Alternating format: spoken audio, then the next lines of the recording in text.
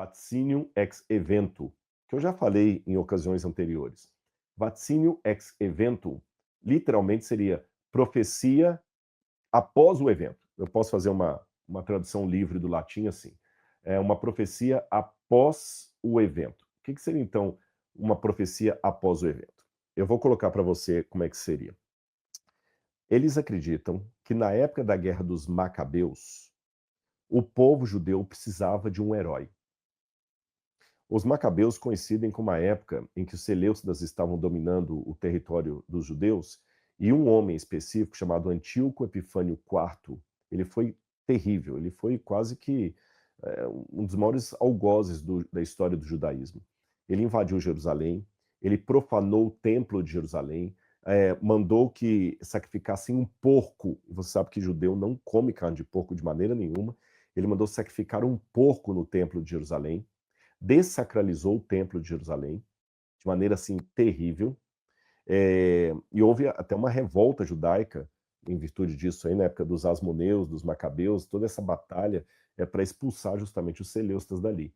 E nessa época de opressão de um inimigo sobre os hebreus, e isso aconteceu entre 167 e 160 a.C. aproximadamente, muito depois da época da Babilônia, os judeus precisavam de um herói. Então, um ou mais autores criaram um herói para os judeus. Esse herói chamava-se Daniel. E eles artificialmente, literariamente, ambientam esse herói lá atrás na corte do rei Nabucodonosor. E lá atrás, nessa história fictícia, esse Daniel tinha profecias sobre o que estava acontecendo naquele momento. Perceberam? E essas profecias dariam alento ao povo. Só que, na verdade, não teve nenhum Daniel lá atrás. Não teve nenhuma profecia. Foram apenas coisas que estavam acontecendo que eles escreviam e atribuíam artificialmente isso a um profeta que teria vivido na época de Nabucodonosor. Seria a mesma coisa que hoje nós estamos vivendo um período de grande conflito. Aliás, vou dar um exemplo histórico, que é mais fácil. Na época da Segunda Guerra Mundial, pós-Segunda Guerra Mundial e período da Guerra Fria, os Estados Unidos estavam vivendo grande tensão. Muitas pessoas ainda estavam assim assustadas com a descoberta do que foi a Segunda Guerra Mundial. Muitos americanos morreram em batalha e pouco depois da Segunda Guerra Mundial começou a Guerra Fria entre Estados Unidos e União Soviética. Então, naquela época, o povo precisava de um alento. Então, o que o DC Comics e o Marvel fizeram? Começaram a criar personagens fictícios, os super-heróis Marvel e do DC Comics, Super-Homem, Homem-Aranha, Capitão América, Mulher Maravilha, para, de certa forma, levar para os jovens, através dos gibis, um certo nacionalismo. Eles iam ler os heróis, iam se apaixonar pelos heróis, iam pegar aquele nacionalismo. Assim foi criada essa cultura das histórias em quadrinhos.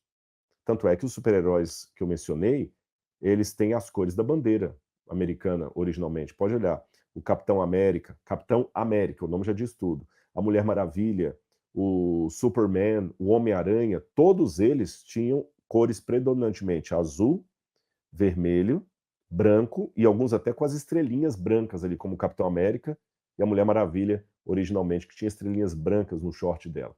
Era uma maneira de colocar o nacionalismo americano acima de tudo. Assim teria sido feito o profeta Daniel.